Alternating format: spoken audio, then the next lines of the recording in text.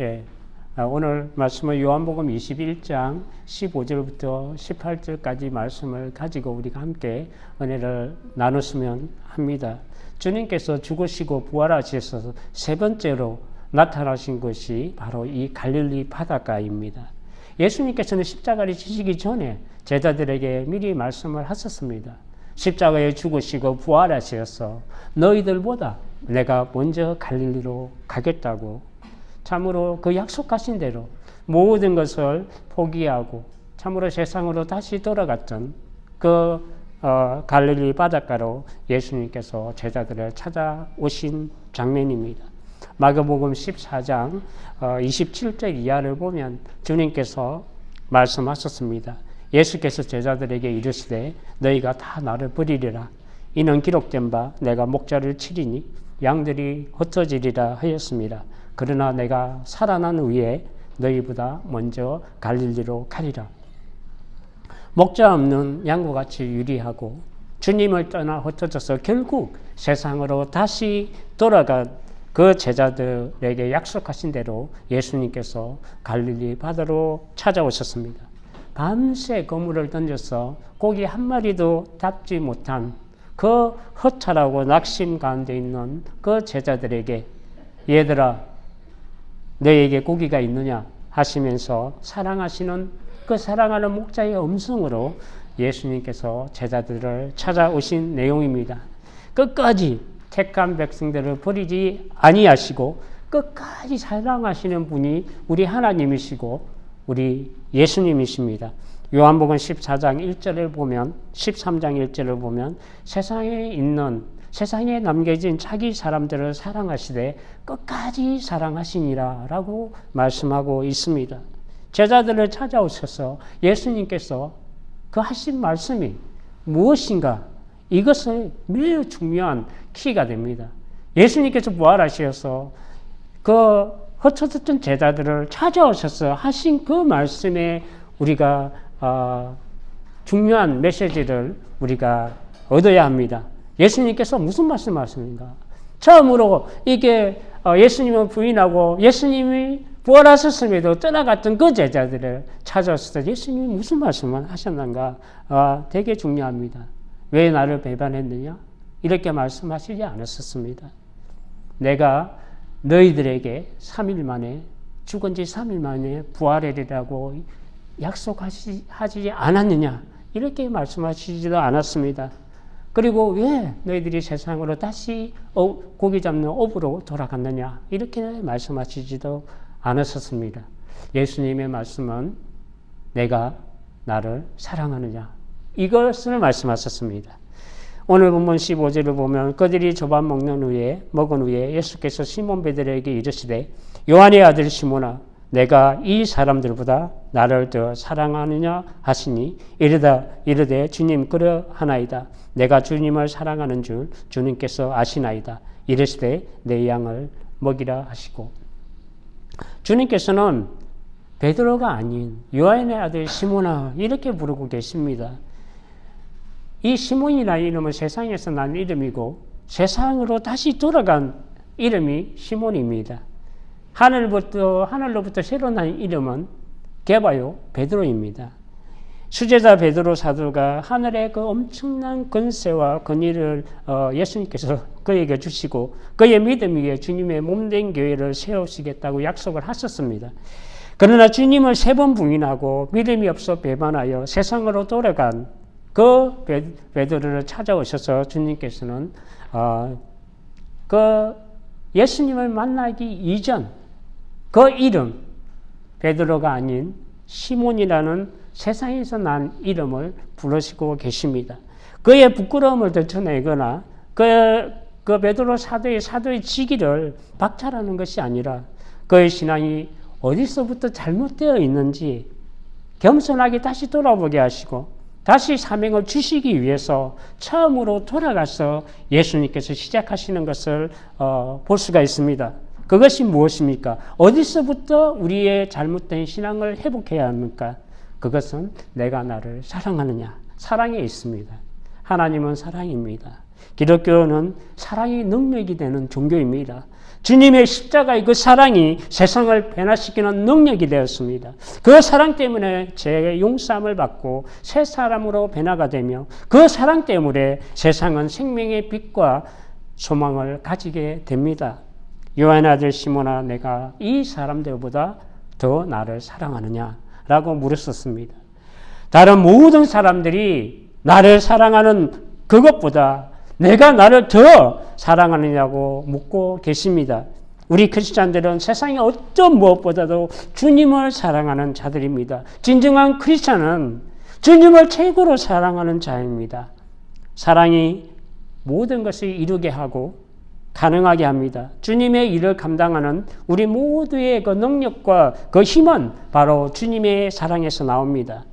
예수님께서는 죄인들을 위하여 자기 목숨을 십자가에 버리신 그 이유를 우리가 잘 알고 있지 않습니까? 왜 예수님께서 자기 몸을 십자가에 버리시게 된 것입니까? 그것은 자기 자신보다, 자기 생명보다 죄인인 우리를 더 사랑했기 때문에 그렇습니다. 그 주님의 사랑 때문에 자기 자신을 십자가에 내어줄 수가 있게 되었습니다. 이 사랑이 우리를 죄에서 구원하시고 세상에서 하나님의 나라로, 하나님의 자녀로 옮겨주셨습니다.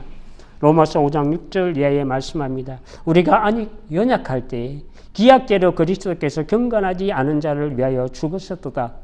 의인을 위하여 죽는 자가 쉽지 않고 선인을 위하여 용감히 죽는 자가 혹 있거니와 우리가 아직 죄인 되었을 때 그리스도께서 우리를 위하여 죽으심으로 하나님께서 우리에 대한 자기 사랑을 확정하셨느니라. 이 세상에는 나라를 위해서, 선인을 위해서 충성하고 죽어가는 사람들이 있습니다. 그리고 의인을 위해서 죽는 사람도 있습니다. 없지는 않습니다. 많지는 않지만. 그래서 그들은 영웅이 됩니다. 그렇지만 우리 주 예수님은 의인을 위하여, 선인을 위하여, 그런 권력자를 위해서 대신 죽은 것이 아니라 이 세상에 아무 쓸모없는 죄인들을 위해서 죽었었습니다. 이 주님의 사랑이 없으면 다른 사람을 사랑하는 것은 물론이고 정말 교회에 나오는 것조차도 힘듭니다. 예수님께서도 마지막 때에 나타나는 현상은 사람들에게서 사랑이 식어진다고 말씀합니다. 마태복음 24장 12절에 보면 불법이 성함으로 많은 사람의 사랑이 식어지리라. 그러나 끝까지 견디는 자는 구원을 얻으리라. 디모데후서 3장에도 그 시작에도 보면 말세에 고통하는 때가 이르게 되는데 사람들이 하나님보다 자기를 사랑하고 주님보다 세상과 돈을 사랑하고 선을 사랑하기보다는 사람이 사나워지고 하나님께 감사하지 않고 무정하고 정이 없고 비방하고 교만하여 하나님보다 세상 즐거움을 그 하나님을 사랑하는 것보다 더하게 된다고 말씀하고 있습니다. 보화를 하늘에 쌓는 삶이 아니라 보화를 세상에 쌓아두며 사는 삶의 그 결과를 보여주고 있는 것입니다. 하나님보다 세상과 자기를 사랑하는 자의 그 삶의 그 모습을 디모데후서 3장은 보여주고 있습니다. 그러나 주님께서는 오직 너희를 위하여 보물을 하늘에 쌓아두라. 거기는 점이나 등록이 나지 못하며 도둑이 구멍을 뚫지도 못하고 도둑질하지도 못하느니라. 내 보물이 있는 그곳에는 내 마음도 있느니라 라고 마태복음 6장 20절에 말씀합니다. 나의 보물을 어디에 두고 나는 살고 있는지 스스로 우리는 물어야 합니다. 내가 최고로 사랑하는 것이 무엇이냐에 따라서 나의 마음이 움직이고 나의 생각이 움직이고 나의 시간이 움직입니다. 그것이 건강이면 건강에, 그것이 물질이면 물질에, 그것이 명예면 명예에, 그것이 쾌락이면 쾌락에 자기 사랑하는 것에 자기의 모든 것을 투자하며 살아가는 것이 일반적인 인생입니다. 그러나 결국 변들고 늙고 죽게 되는 것도 인생입니다. 보이고 없어지고 영원하지 못하는 것에 마음과 생각을 두지 말고 보이지 않는 영원하신 하나님 나라의 보화를 쌓는 우리가 되어야 합니다. 무엇이든지 내가 세상에서 가장 사랑하는 그것이 나를 움직이는 나의 우상이 됩니다. 그러나 세상에서 가장 사랑하는 것이 하나님이면 그것은 신앙이 됩니다. 우리는 하나님과 재물을 계말하여 섬길 수가 없습니다. 소명도 사명도 교회를 섬기고 하나님 나라를 섬기는 것도 하나님을 사랑함이 없으면 감당할 수가 없습니다. 하나님 나라를 섬기고 주의 몸된 교회와 세상을 섬기는 데 있어서 가장 그 시작과 그 출발점은 바로 내가 나를 사랑하느냐, 이 주님의 사랑에 있습니다. 우리의 모든 삶과 그리고 교회와 하나님 나라를 섬기는 모든 일이 주님을 사랑하지 않고 할 수 없으며 한다 하더라도 끝까지 완주하기가 쉽지 않습니다. 이 사랑이 우리 힘의 원동력입니다. 끝까지 묵묵히 교회와 세상을 섬기는 그 성도들, 그의 마음 가운데 주님을 향한 그 사랑이 식어지지 않고 주님을 뜨겁게 그 사랑하는 그 사랑이 그 가운데 있는 자들입니다. 주님의 사랑이 없으면 주님의 참된 제자도 될 수가 없습니다. 오늘 우리에게 그 사랑이 있어야 하나님의 교회와 세상을 섬기는 진정한 제자가 될 수 있다고 요한복음 13장 34절에 말씀합니다. 새 계명을 너희에게 주노니 서로 사랑하라.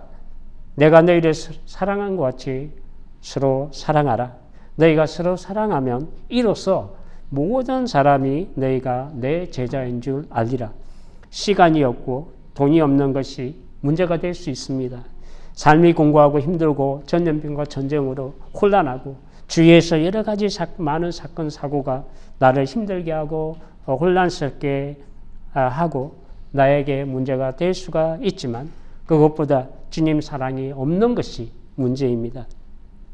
문둥병자 시몬의 집에 마리아와 같이 자기 평생에 그 모은 최고의 가치를 예수님 발 앞에 부어드리고 자신의 모든 것을 희생해서 눈물과 머리털로 예수님의 그 발을 씻겨 드렸던 것은 세상이 다른 어떤 무엇보다도 주님을 최고로 사랑했기 때문에 나오는 헌신이고 행위입니다.